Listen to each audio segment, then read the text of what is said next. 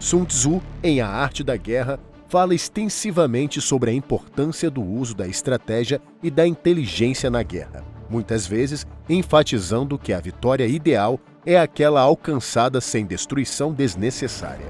Sun Tzu argumenta que a maior habilidade em guerra é vencer sem lutar. Ele enfatiza a importância da estratégia sobre a força bruta. Segundo Sun Tzu, um líder sábio usa a astúcia, a inteligência e a dissimulação para vencer o inimigo antes mesmo de chegar ao campo de batalha. A vitória sem combate é a forma mais suprema de sucesso. Ciro, o Grande, fundador do Império Aquemênida, conquistou a Babilônia sem uma grande batalha. Ciro utilizou a inteligência e a propaganda para ganhar apoio dentro da Babilônia. Ele explorou o descontentamento entre a população babilônica e negociou com os sacerdotes e a aristocracia, prometendo respeito pelas tradições religiosas e governança justa. Além disso, Ciro usou táticas militares para desviar a atenção das forças babilônicas, permitindo que seu exército entrasse na cidade sem resistência significativa. Como resultado, Ciro capturou a Babilônia praticamente sem luta, sendo recebido como libertador pela população. Essa conquista exemplar de vencer sem lutar permitiu-lhe expandir seu império com mínimas perdas e máxima aceitação. Já durante a Terceira Cruzada, Ricardo I da Inglaterra, conhecido como Ricardo Coração de Leão, estava a caminho da Terra Santa. Em 1191, ele decidiu invadir a ilha de Chipre, que estava sob o controle do imperador bizantino Isaac Comneno. Ricardo invadiu Chipre e devastou a ilha, saqueando cidades e aldeias. Ele capturou Isaac Comneno e assumiu o controle da ilha, utilizando-a como uma base de operações para a cruzada. A brutalidade da invasão e a pilhagem indiscriminada gerou muito ressentimento nos habitantes locais e perda de infraestruturas valiosas. A destruição generalizada complicou a logística e o abastecimento das forças cruzadas. Em vez de uma base de operações próspera, Ricardo enfrentou dificuldades para manter suas tropas abastecidas. A agressão desmedida de Ricardo em Chipre também prejudicou suas relações com outros líderes cruzados e potenciais aliados, que viam suas ações como excessivamente brutais e contraproducentes. A devastação de Chipre teve consequências negativas para Ricardo Coração de Leão. Embora tenha temporariamente consolidado o controle da ilha, ele não conseguiu transformar Chipre em uma base de apoio eficaz para a cruzada. Sun Tzu ensina que a melhor conquista é aquela que deixa o território inimigo intacto. Ele sugere que é mais vantajoso capturar cidades, recursos e exércitos sem destruí-los, pois isso maximiza os benefícios da conquista.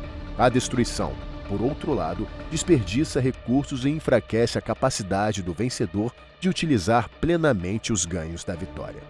Mas Sun Tzu considera que a estratégia de forçar a rendição por meio de cercos, apesar de muitas vezes servir para preservar a estrutura sitiada e forçar a rendição do inimigo sitiado, deve ser considerada como uma estratégia de último recurso. Ele explica que os cercos são demorados, custosos e arriscados, podendo levar a grandes prejuízos para o atacante. Em vez disso, ele aconselha encontrar maneiras de superar o inimigo através de manobras estratégicas e táticas que evitem a necessidade de cercos prolongados. Sun Tzu destaca que a impaciência é um dos maiores inimigos de um comandante militar. Um general impaciente pode ser levado a atacar antes de estar adequadamente preparado, ou pode subestimar a resistência do inimigo. Essa pressa pode resultar em ataques descoordenados e ineficazes, expondo as tropas a riscos desnecessários. Sun Tzu menciona que 1/3 dos soldados pode morrer em um ataque precipitado. Essas perdas são desastrosas não apenas em termos de vidas humanas, mas também em termos de moral e capacidade de combate do exército. Tropas dizimadas e desmoralizadas são menos eficazes e mais suscetíveis a derrotas subsequentes. Os cercos são particularmente arriscados e custosos. A impaciência durante o cerco pode levar a tentativas repetidas de assalto direto a fortificações, resultando em pesadas baixas. Enquanto isso, a cidade-alvo pode permanecer intocada, bem defendida e abastecida, esperando que o exército atacante se desgaste. Durante a Primeira Cruzada, os cruzados impacientes e mal preparados para um cerco prolongado lançaram ataques repetidos contra as defesas de Jerusalém. Apesar das pesadas baixas iniciais, eventualmente conseguiram tomar a cidade, mas a custo de enormes perdas humanas. Sun Tzu ensina que a paciência e a preparação são virtudes essenciais para um comandante militar. A impaciência pode levar a decisões desastrosas, especialmente durante cercos, onde as perdas podem ser devastadoras e o objetivo pode permanecer inatingível. Um general sábio deve priorizar a estratégia, a preparação e o uso inteligente de recursos para alcançar a vitória com o mínimo de perdas possível. Sun Tzu destaca a necessidade de adaptar as táticas às circunstâncias e ao terreno. Ele ensina que a flexibilidade e a capacidade de ajustar a abordagem de acordo com a situação são fundamentais para o sucesso. Ao abordar a questão da vantagem numérica e como um comandante deve adaptar suas estratégias de acordo com a proporção de forças em comparação com o inimigo. Ele estabelece uma regra na guerra baseada na proporção de forças entre os exércitos opostos. Se suas forças são de 10-1 em relação às do inimigo, cerque-o, garantindo que ele não tenha para onde fugir e não possa se reagrupar. Se suas forças são de 5-1, ataque-o, aproveitando a superioridade numérica para dominar o inimigo. Se suas forças são o dobro das do inimigo, divida seu exército em 2, permitindo que você ataque em várias frentes ou engaje o inimigo de maneiras diferentes, causando confusão e aproveitando a superioridade numérica. Quando as forças são iguais, a batalha é uma opção, mas deve ser conduzida com cautela e planejamento meticuloso. Como uma ligeira desvantagem, é melhor evitar a batalha direta, buscando uma vantagem estratégica ou tática antes de engajar. Quando a desvantagem é grande, a retirada é a melhor opção para preservar as forças para futuras batalhas. Sun Tzu destaca que, apesar de um exército pequeno e obstinado poder lutar, ele inevitavelmente será derrotado por uma força superior. Sun Tzu identifica 5 elementos essenciais para a vitória. O primeiro é saber quando lutar e quando não lutar, pois o conhecimento das circunstâncias apropriadas para a batalha é crucial.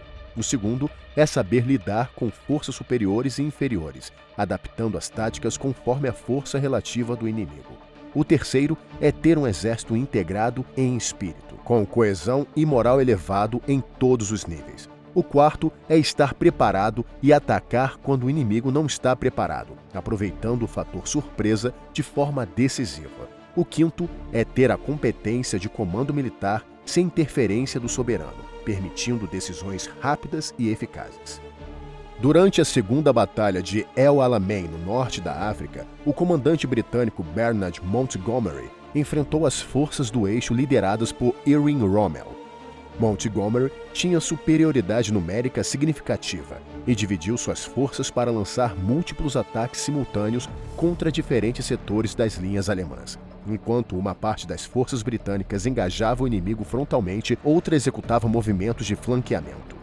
A divisão das forças britânicas sobrecarregou as posições defensivas do eixo, levando a uma vitória decisiva que marcou um ponto de virada no teatro de guerra do norte da África. Antes da Batalha de Hastings, o rei Haroldo II da Inglaterra enfrentou uma invasão viking, liderada por Harold Hardrada da Noruega. O número de soldados de ambos os exércitos era aproximado, com uma leve vantagem numérica para os vikings. Haroldo II soube da invasão viking e evitou confrontá-los diretamente enquanto eles estavam bem organizados. Em vez disso, ele marchou rapidamente suas tropas para Stamford Bridge e pegou os vikings de surpresa, quando eles estavam despreparados e ainda não estavam em formação de batalha. A surpresa e a rapidez do ataque inglês resultaram em uma vitória decisiva dos britânicos sobre os vikings, enfraquecendo uma ameaça significativa antes da invasão normanda que se seguiu. Já na Guerra da Independência dos Estados Unidos, em 1777, George Washington enfrentava forças britânicas superiores em número. O general americano evitou confrontos diretos, recuando estrategicamente e utilizando ataques de guerrilha para desgastar os britânicos. E embora tenha perdido Nova York, Washington preservou seu exército e eventualmente conseguiu vitórias importantes, como na Batalha de Trenton. Sun Tzu conclui que o conhecimento de si mesmo e do inimigo é a chave para a vitória. Se você conhece ambos, não precisa temer o resultado de 100 batalhas. Se conhece apenas a si mesmo, mas não o inimigo, para cada vitória haverá uma derrota.